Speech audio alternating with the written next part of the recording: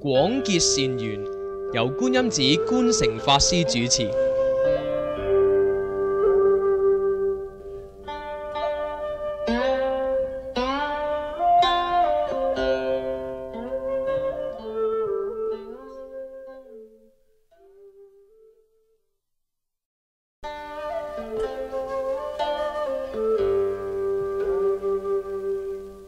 各位，好多學佛嘅人都念南無阿彌陀佛，究竟點解要念阿彌陀佛呢？念佛有咩嘢意義嘅呢？念佛有咩好處呢？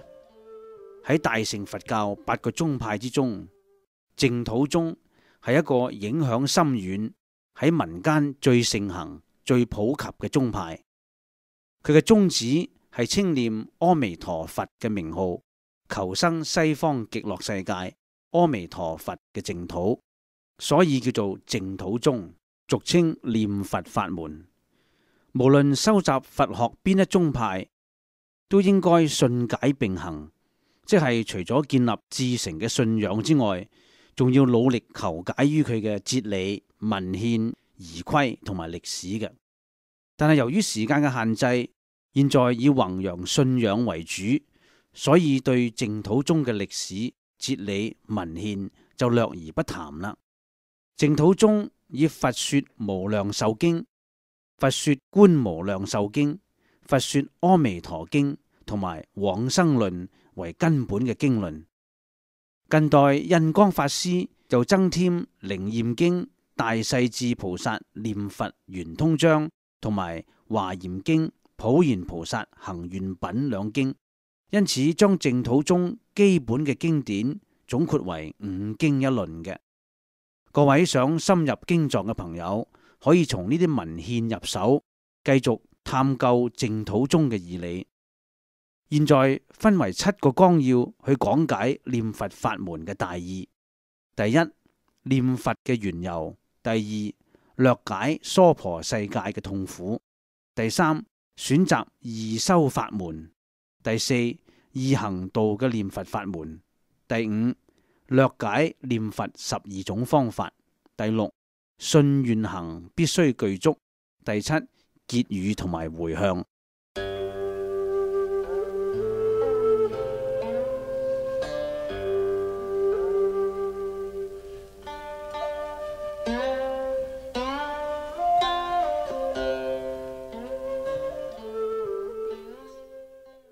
先講念佛嘅緣由。大約喺2590年前，釋迦牟尼佛臨入滅嘅時候，見到好多人仲未得道。如果佛入滅之後，呢啲眾生喺五濁惡世裏邊無所依靠，喺生死苦海裏邊不斷流轉，將來末法時期嘅眾生單靠自己嘅力量去修行係好難得道嘅。所以釋迦佛一時大悲心起，無問而自說咁宣講阿彌陀佛西方極樂世界，開顯念佛法門，教導眾生念佛求生淨土啦。佛陀講：從是西方過10萬億佛土，有世界名曰極樂，其土有佛，號阿彌陀，今現在說法。意思係話，喺我哋現在居住呢個世界嘅西邊，經過10萬億佛土嘅空間距離，有一個極樂世界存在。呢個世界嘅教主叫做阿彌陀佛，現在佢正在宣講佛法。佛陀又話：彼土何故名為極樂？其國眾生無有眾苦，但受諸樂，故名極樂。阿彌陀佛嘅國土為乜嘢叫做極樂世界呢？因為投生喺極樂世界嘅眾生係唔會遭受任何痛苦嘅，只有快樂，所以叫做極樂。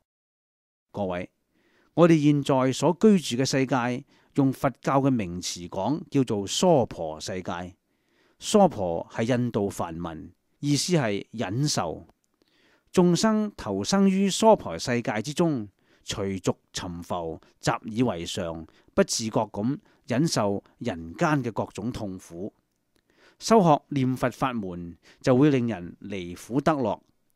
根據《佛說阿彌陀經》講，若有善男子善女人聞說阿彌陀佛，執持名號，若一日，若二日，若三日，若四日，若五日，若六日，若七日，一心不亂，其人臨命終時，阿彌陀佛與諸聖眾現在其前，是人終時心不顛倒，即得往生阿彌陀佛極樂國度。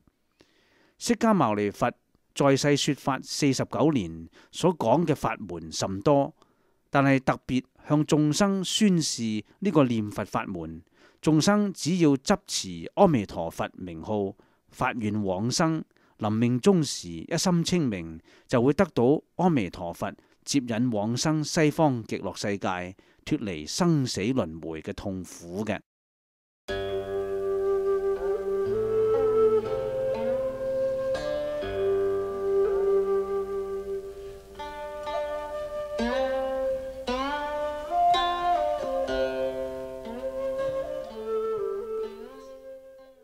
各位，我哋為乜嘢要求生阿彌陀佛嘅極樂世界呢？因為呢個世界嘅痛苦實在太多啦。眾生喺現世間所感受嘅痛苦細數不盡。簡略咁講，有三苦、八苦。乜嘢叫做三苦呢？眾生嘅感受不外係苦、樂、不苦不樂三種。佛教將苦本身名為苦苦，樂係壞苦，不苦不樂係行苦。乜嘢叫做苦苦呢？眾生帶業投生於娑婆世界之中，身心都係苦本。身體經過生老病死四個階段，喺心理方面，人嘅思想起心動念無不是業，作業受報無有了期。所以喺娑婆世界之中，眾生身心備受萬苦嘅。有人話世界係有痛苦，但係亦有快樂喎。例如擁有財富、名成利就、妻賢子孝、兒孫滿堂，咁仲唔係快樂？各位，呢啲快樂係短暫無常嘅，財富係永無久享嘅，名利最終係會消失嘅。所謂天下無不散之筵席，人有悲歡離合，妻兒子孫最終亦會各自分離嘅。世間嘅快樂係短暫嘅，亦有啲人認為陶醉於短暫嘅觀感上嘅享樂，耽眠於吃喝玩樂、聲色情欲，就係人生樂事。其實呢啲隨時會種下惡因嘅樂事，係將來痛苦嘅根源嚟嘅。第二係壞苦，世間任何樂事係短暫嘅，會變壞嘅。當樂境消失嘅時候，苦境就現前啦。所以樂係壞苦。第三係不苦不樂嘅行苦。雖然不苦不樂似乎適宜，有啲人認為清茶淡飯、兩袖清風非常快樂，就好似孔子學生顏回一樣，一簞治一瓢飲。在陋巷，人不堪其憂，回也不改其樂。但係世間環境川流不息，世事無常，清福亦都係短暫嘅，會隨時變化嘅。呢種千流變化運行嘅現象，令人難以適應，係行苦。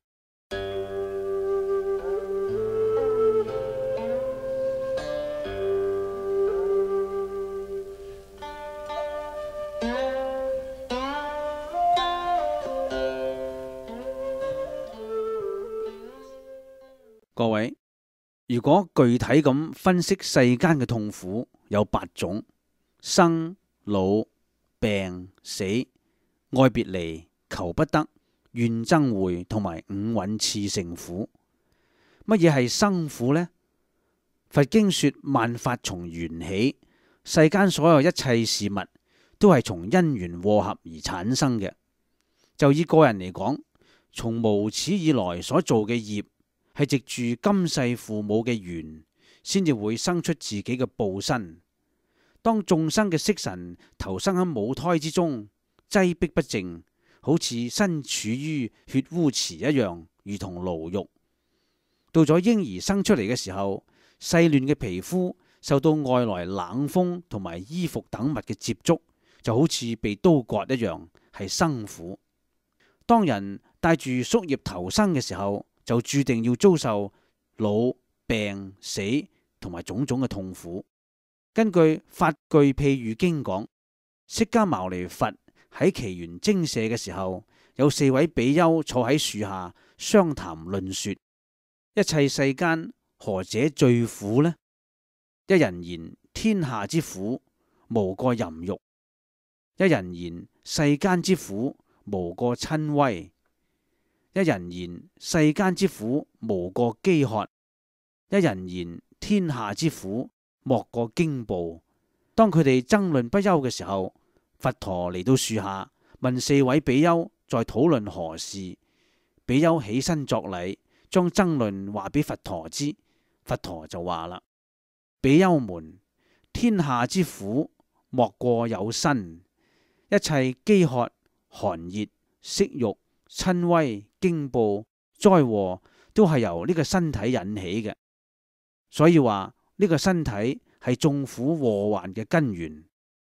身體係由投生而生嘅，所以生同埋身有直接嘅關係。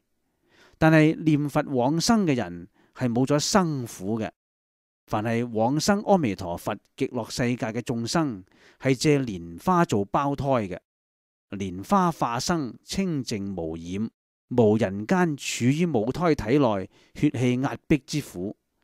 凡人臨命終時，如果正念分明，只要10念阿彌陀佛名號，求願往生，喺一剎那間，阿彌陀佛會接引佢嘅神識，令佢化生重現喺極樂世界清淨蓮花裏邊。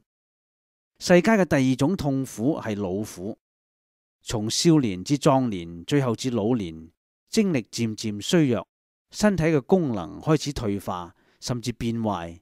呢啲就係老苦啦。凡係往生極樂世界嘅人，佢嘅身體唔再係血肉而成嘅，係一種清淨光明嘅身體，永遠唔會衰老嘅，所以係冇老苦嘅。世間第3種苦係病苦。所有娑婆世界嘅眾生係地、水、火、風4大和合體。4大稍有一啲唔調和，就會產生疾病。病嘅痛苦，人人都遭受過。往生極樂世界嘅人，係由於佢念佛嘅功德而造成清淨嘅身體，光明無量，唔係由4大假合而成，所以係冇病痛之苦嘅。第4講死嘅痛苦，眾生有因為疾病壽終而死嘅，亦有遇惡緣或者遭災難而死。人到死嘅時候，好快就要隨業受報，轉輪六道之中，心裏頭係非常驚惶恐懼嘅。所謂一日無常到，方知夢裏人，萬般帶不去，唯有業隨身。死嘅痛苦係冇人能夠幸免嘅。相反嚟講，凡係將要往生極樂世界嘅人，到咗臨終嘅時候，佛菩薩嚟迎接佢，自然一啲痛苦都冇。有啲將要往生嘅人，臨終時有吉祥嘅瑞相顯現，例如預知時至、異香滿室、天樂明空、無疾而終等。到咗西方極樂世界嘅人，有無量嘅壽命，所以係冇死嘅痛苦嘅。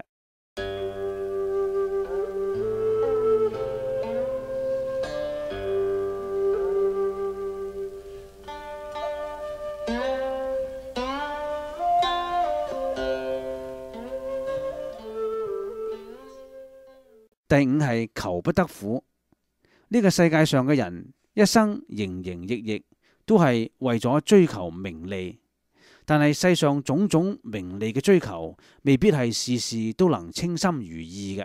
人生在世，欲念無窮，永無止境。無論你幾富有，地位有幾高，你必定有求不到嘅事物，令你產生煩惱，造成一種痛苦。凡係往生極樂世界嘅人，心中所想念嘅物品立即顯現，受用現成，自然一切稱心如意，冇求不得苦嘅。第六係愛別離苦。世界上嘅父母、兄弟、姊妹、朋友、夫妻、兒女，都係因宿世有緣而今生相聚喺一起嘅。等到緣盡，大家就要分散啦。分散嘅時候，心裏頭嘅悲傷係非常難受嘅。往生極樂世界嘅人，冇咗恩愛私情，冇咗生老病死嘅現象，大家自由自在，所以係冇愛別離苦嘅。第七係怨憎會苦。世間上互相憎怨嘅人，由於因緣和合，偏偏相聚喺一齊，唔係相罵就係相打。例如夫妻不和、兄弟姊妹不睦、朋友相鬥等等，帶來無量嘅煩惱。呢種苦處同愛別離苦啱啱係相反。愛別離苦係你最親愛嘅人偏偏要離開你，怨憎會苦係你唔喜歡嘅人偏要同你聚在一處。往生極樂世界嘅人與無量諸上善人聚會一處，係冇怨憎會苦嘅。第八係五蘊熾盛苦啦。五蘊係色、受、想、行、識。色指身體，受、想、行、識指思想行為。凡夫往往將念念生滅嘅色神當做自我，一時生惡念，一時生善念，或者不惡不善念，執着自我為實在體。一切思想行為都係從維護自我出發，不惜犧牲別人成就自己。呢種人我嘅分別心好似一團火咁，越燒越猛烈，一切煩惱就係從執我而起。呢種就係五蘊熾盛苦啦。但係極樂世界嘅人喺阿彌陀佛、觀世音菩薩、大勢至菩薩及諸上善人教導熏陶之下，冇人我分別嘅煩惱，身心清淨，係冇五蘊熾盛之苦嘅。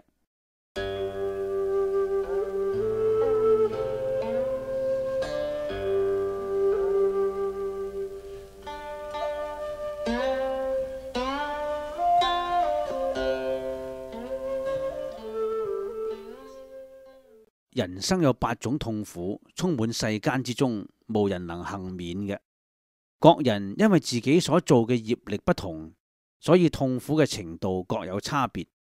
善業勢力強嘅人，今生受善報多，痛苦就較少；惡業勢力強嘅人，今生受惡報多，痛苦必定多嘅。因為眾生習慣咗世間嘅痛苦，隨緣沉浮，習非成是，不以為然。除非痛苦情況熾盛，先至明顯咁表現苦況出嚟。所以人嘅心緒變幻係無常嘅，有喜怒哀樂悲恐等現象。各位，釋迦牟尼佛以一大事因緣故出現於世，呢一大事因緣就係為咗要令眾生開佛知見，離苦得樂。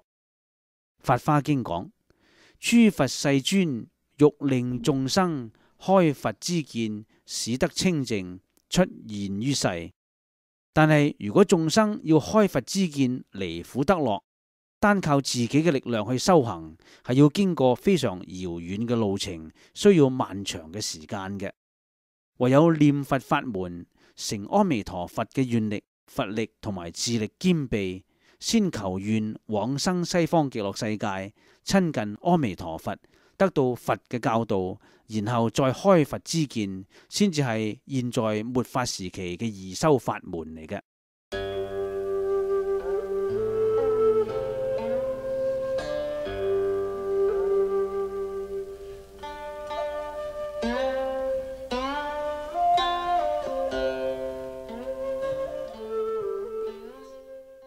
靠自己嘅力量去修行成佛，唔係容易嘅事。以下係簡述下以自力修行嘅困難情況，以供各位參考，同念佛法門作出比較。以前講眾生係因為作業而輪迴於六道生死之中，咁業係邊度嚟嘅呢？業係由於眾生從無始以來迷惑而造成嘅。佛教嘅名詞叫做無明。如果以天台宗嘅教理嚟講，迷惑係有見思惑、塵沙惑同埋無明惑嘅。呢三種迷惑將自己嘅真心遮蓋住。先講見思惑，見惑係各種不正確嘅見解，思惑係各種煩惱嘅心思。我哋因為有不正確嘅見解同埋煩惱心思，先至做出貪、嗔、癡、殺、盜、淫、妄種種行為。見惑又分為身見、邊見、戒取見、見取見同埋邪見。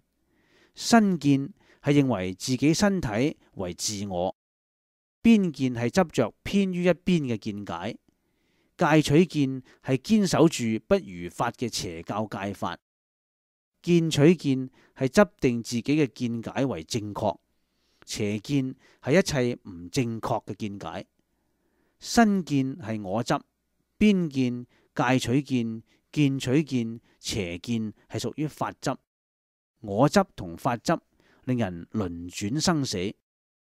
思惑係貪、嗔、癡、慢、疑五種比見惑較細微嘅思想上煩惱。貪係對順境生出一種喜愛嘅心，設法去擁有；嗔係對逆境生出一種嗔恨嘅心，設法去排除；癡係唔明白一切事情嘅正確道理；慢係誇張自己嘅本領，輕視別人；疑係對正確嘅道理作出疑惑，唔能夠生決定相信心。見惑同思惑係根本煩惱。學佛嘅人依照佛所宣示嘅法門去修行，當佢開始悟到真理，如是再修行，就會漸漸斷除見惑啦。當修行嘅人正悟到初果須陀洹嘅境界，見惑就斷盡啦。思惑比較細而且深，唔容易斷盡嘅，所以要到正悟到初果之後，再修持先至能夠慢慢去除思惑。當思惑斷盡，就證到四果阿羅漢果啦。思惑斷盡咗，就脫離咗三界。三界就係欲界、色界、無色界，都係喺輪迴裏頭嘅。欲界係有男女情欲嘅，從地獄起一直到第六層天為止，都係叫做欲界。再上去有18層天，叫做色界。嗰度嘅人只有男相，冇咗女相，已經脫離咗情欲。再上去有4層天，叫做無色界。嗰度嘅人連身體嘅形象都冇咗，只有神識存在。修行者證到阿羅漢嘅果位，先至能夠將見思惑斷盡。呢個時候就脫離咗三界分段生死啦。如果照天台宗原教去分析呢，阿羅漢斷咗見思惑，有咗真實嘅智慧，觀察眾生嘅習氣多到好似虛空嘅塵沙一樣，就覺得教化眾生係好困難嘅事，生起咗迷惑，叫做塵沙惑。塵沙惑有三界內同三界外兩種嘅。當阿羅漢斷咗見思惑，咁界內嘅塵沙惑亦都一同斷盡，但係仍然有界外嘅塵沙惑，只係可以暫時壓服住，仲唔能夠斷盡嘅，要繼續修行，到咗9信10信嘅地位，先至能夠斷盡界外嘅塵沙惑嘅。至於無明惑係非常細微難懂嘅，一直修行達到原教初住嘅菩薩位，先至能夠破一品無明，淨一分法身。破咗41品無明，就成為等覺菩薩。到咗等覺菩薩嘅地位，仲有一份微細嘅生死仲未了脫，要多破一份根本嘅無明，先至可以成為妙覺菩薩。妙覺將最後一份微細無明惑完全斷盡，就成佛啦。各位，照咁樣去分析，靠自己嘅力量去斷除根本無明煩惱，修行成佛係非常遙遠嘅路途。單就係分斷生死，跳出三界六道輪迴，已經係極難嘅事，何況成佛呢？從凡夫修行到成佛，根據佛經講，以時間計算，大概係要經過3大阿僧祇劫。阿僧祇係梵語，意義係無數無量。劫亦都係梵語，係古印度社會用嚟計算時間嘅單位。對於劫嘅計算，一大劫大約等於128億萬年，三大阿僧祇劫即係3乘128億萬年。所以靠自己嘅力量去修行成佛，時間係非常之漫長嘅。修學禪定嘅人參禪悟後，仲需要多生嘅修持先至能夠成佛。至於未悟之前，歧路重重，令你生退心嘅逆緣好多。出世嘅禪定必須從欲界定、色界定同埋無色界定入手，需要有切實嘅功夫。非凡嘅恒心毅力，唔係口頭禪。而家嘅參禪者能夠得到欲界定已經非常困難，何況從四禪八定入涅槃嘅境界呢？古人有一個比喻叫做樹出三界，將修行者比喻為竹竿裏邊嘅蟲，要脫離竹竿，直樹往上，一步一步咁高升，要咬破好多竹節先至能夠見到天嘅。但係依照念佛法門去修行，就係橫超三界。比喻小蟲唔需要一節一節往上咬，只要從橫邊將竹竿咬破一個洞就可以出嚟啦。有啲人話修禪宗密宗可以即身成佛，咁咪即係橫超三界啦。各位，蓮宗13祖印光法師喺佢嘅文鈔上面咁講。密宗雖云現身可以成佛，然能成者，決非薄地凡夫之事。凡夫妄生此即身成佛想，會着魔發狂。密宗現身成佛，不可以當作真能即身成佛。須知現身成佛，只有釋迦牟尼一人。古佛示現，亦冇現身成佛嘅。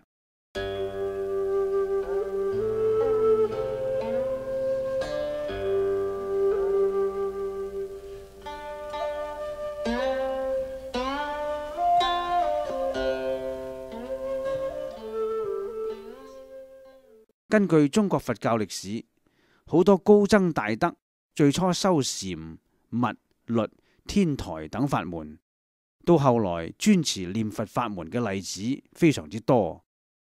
例如唐朝法照大師專修禪觀，有一日入定見到極樂世界，後來佢改修五會念佛法門，著有淨土五會念佛同埋誦經觀行義嘅。唐朝飛石法師最初修律宗同埋天台止觀，後來改修淨土，著有念佛三昧寶王論嘅。唐朝澄觀法師係華嚴宗嘅第4祖，亦都專修淨土念佛法門。宗密法師係華嚴宗第5祖，佢所著嘅《普賢行願品疏鈔》裏邊講：欲為生死之惡緣，須順菩提之正路，必須念佛。5代嘅永明延壽禪師係禪門法眼中嘅龍象，佢先修禪，後來改修念佛法門。佢每日念誦彌陀名號10萬聲，著有《萬善同歸》，弘揚淨土。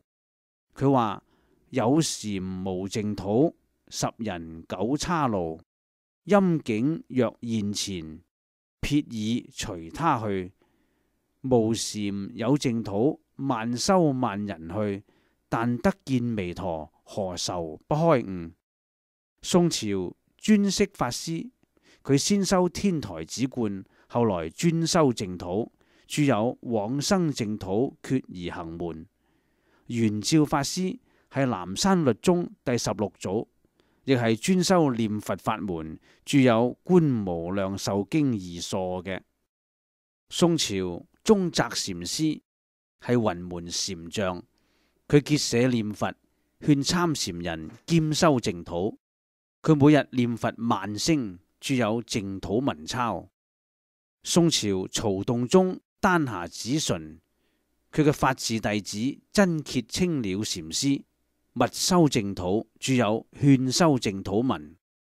臨濟宗黃龍禪師話：禪人最好念佛，根基若頓，恐今生未能大悟，且假彌陀願力接引往生。佢又話：若念佛不生淨土者，老僧當墮拔舌地獄。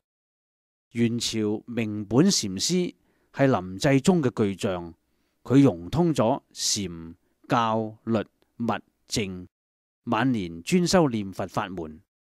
元朝普道禪師晚年佢去東林寺修念佛三昧，著有《蓮宗寶鑑》。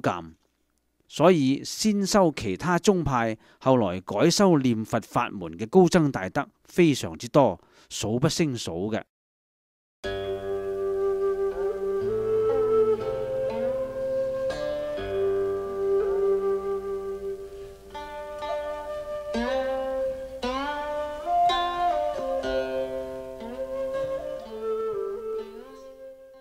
龍樹菩薩喺《十住毗婆疏論》裏邊講：於此世界修行有兩種，一者難行道，二者易行道。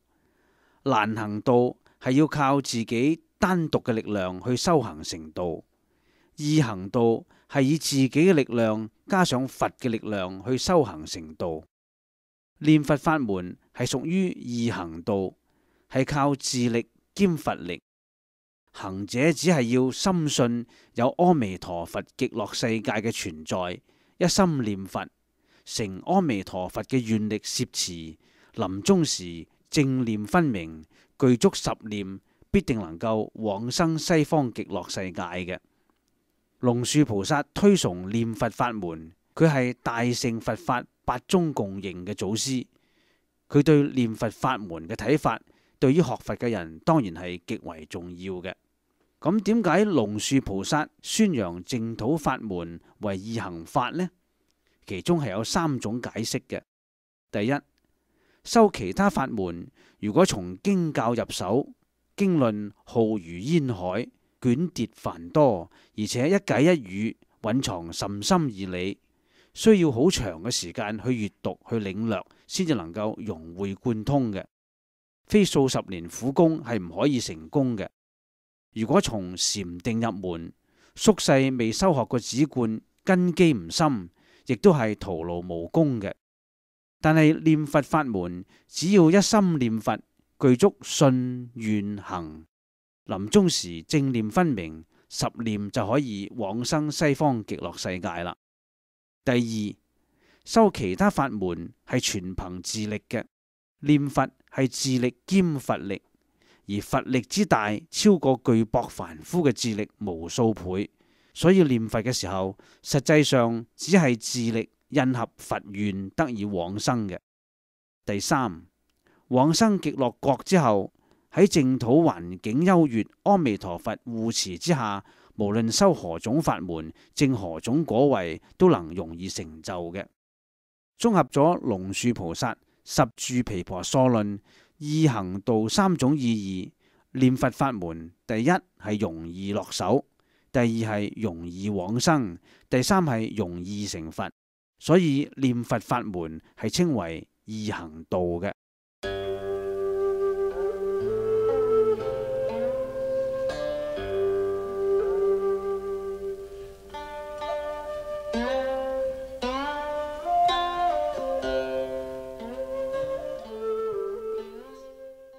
有人問，念佛法門咁容易實行，我哋應該點樣去行持呢？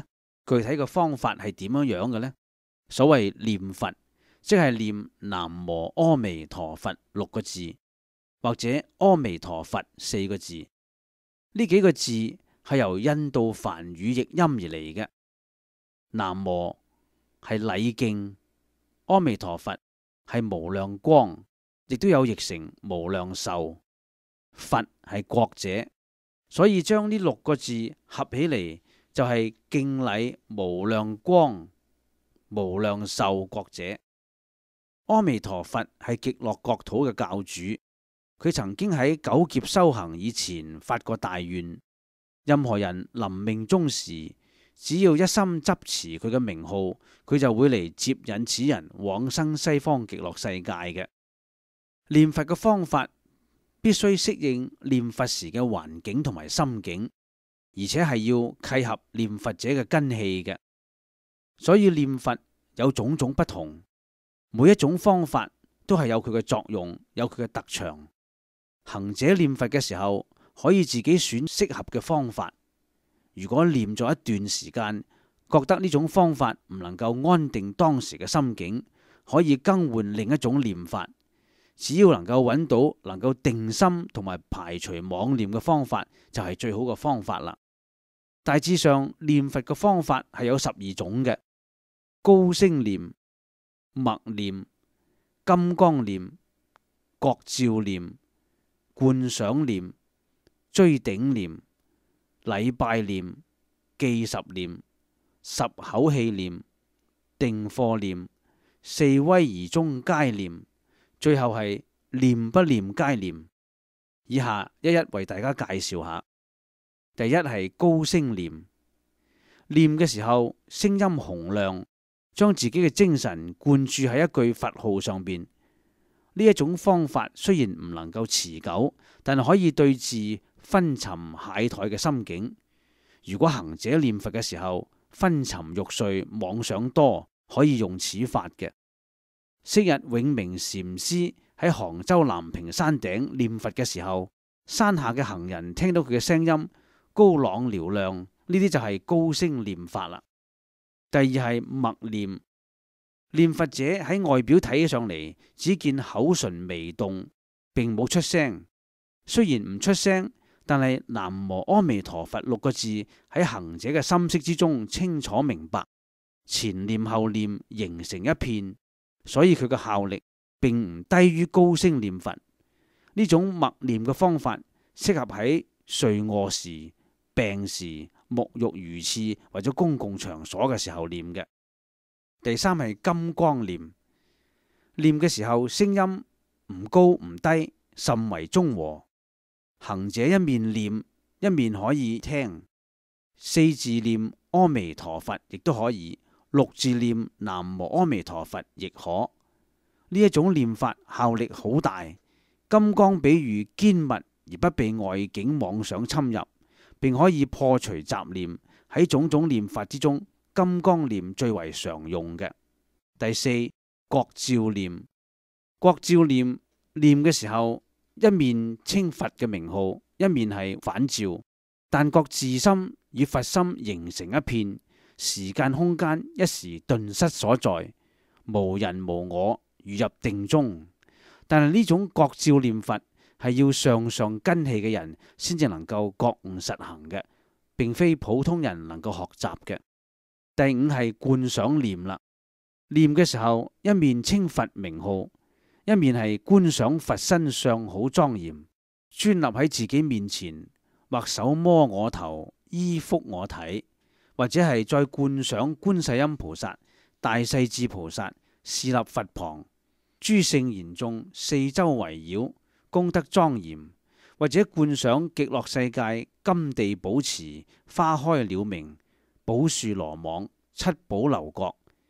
據淨土聖賢錄嘅記載，如果行者觀想真切，即身就可以遊於極樂國土；如果唔真切，亦可作為念佛之助緣，使到自己嘅正業易於成功。如果觀想成熟，平時淨土已經喺意識之中存留甚深印象，一旦臨終，極樂國土好容易就喺觀想之中現前，成就往生嘅機緣嘅。第六係追頂念啦，念嘅時候用金剛念法，聲音不高不低，將字與字之間同埋句與句之間連接得極其緊密，形成一字追一字，中間唔留間隙，所以叫做追頂念。因為追頂緊密，雜念無從乘機而入，呢一種念法消除雜念，而得一心，效力係好大嘅。第七係禮拜念啦，念嘅時候一邊念一邊拜，或者念一句後拜一拜，或者係唔論多寡，但邊念邊拜，成為念拜並行，身口合一，再加上意念想佛，就成為身口意三業集中念佛。所以呢個方法係特別精進，效力亦都特別大嘅。但係拜得多會勞氣傷神，必須有適當嘅休息，所以只合兼用，唔適宜專用嘅。第八係記十念，念嘅時候用念珠記數，每念10句佛號，撥過一粒念珠，咁樣心中又要念佛又要記數，必須要專心。如果唔專心嘅時候，咁數目就會錯亂咗。所以此法係強迫念者專心嘅方便法門嚟嘅。第九種係十口氣念，念嘅時候用錐頂念，一字接一字，一句連一句，以盡一口氣為止，名為一口氣。如是10次，名為十口氣。呢個方法專為每日無暇念佛極忙嘅人而設嘅方便法門，大約需要5分鐘就可以念完啦。所以極忙嘅人亦都可以做到嘅。呢個方法係根據彌陀第18願十方眾生欲生我國，乃至10念，若不生者，不取正覺之願而設嘅。第10係定課念，念佛最怕係冇行心，所以古今嘅行者每將念佛嘅事情定為每日嘅功課，每日實行。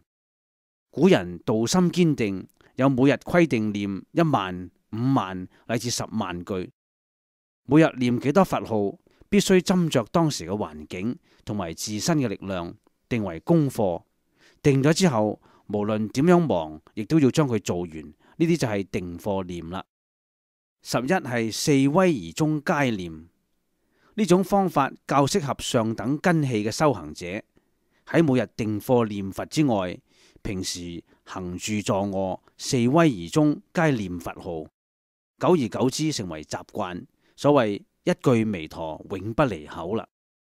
第12係念不念皆念，上述四威儀中皆念係只用口念嘅，呢度念不念皆念，最後一個念字呢係指心念，即係話無論口念或者口唔念，但係心中都係念佛。呢啲係上根器嘅念佛法門嚟嘅。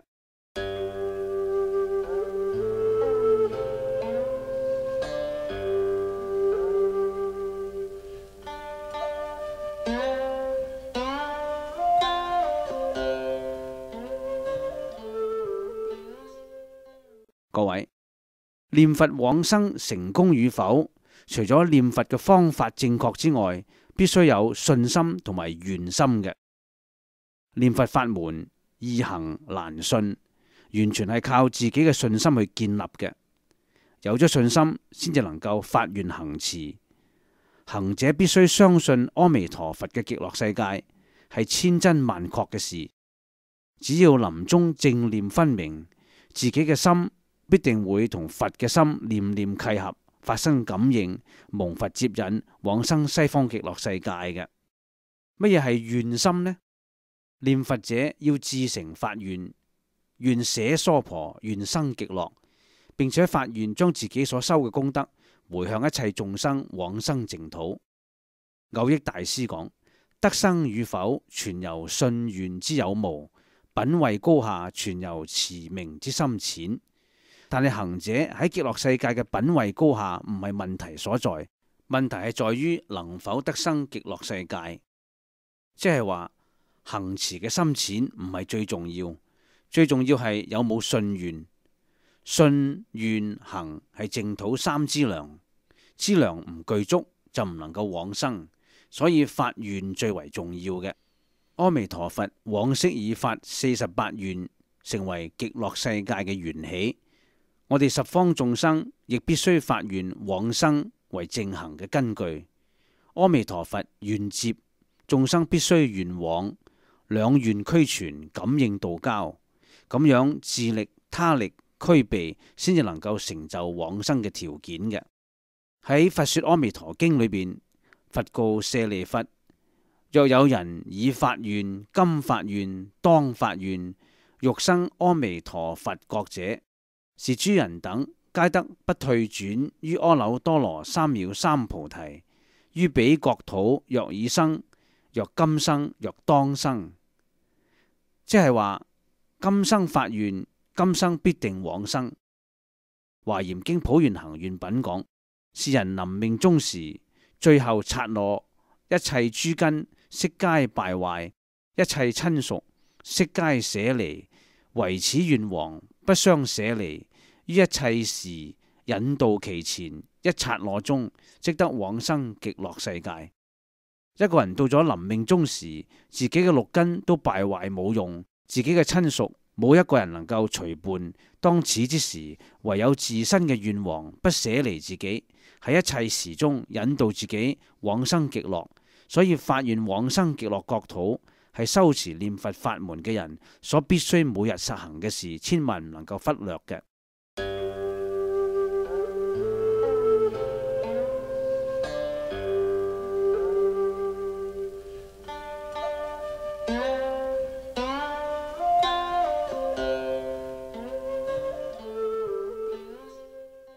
各位，我哋現今生活喺呢個追求物欲享受嘅時代，一個學佛者要從戒定慧三學，單靠自己收集止觀、參禪、學密或者從經教中得到成就，會有好大嘅困難嘅。因為大家生活繁忙，又有家庭負擔，而且社會上物欲引誘繁多，好容易隨波逐流，好難造就修持佛法嘅清淨環境。而且人嘅壽命有限，喺自己生命嘅時空之內，要想依照其他法門去修持得到成就，了脫生死係非常困難嘅事。只有念佛法門比較容易。希望各位勤修念佛法門，離苦得樂，了脫生死。祝願大家靜心念佛，現前得無量功德，增福延壽，將來臨終往生淨土。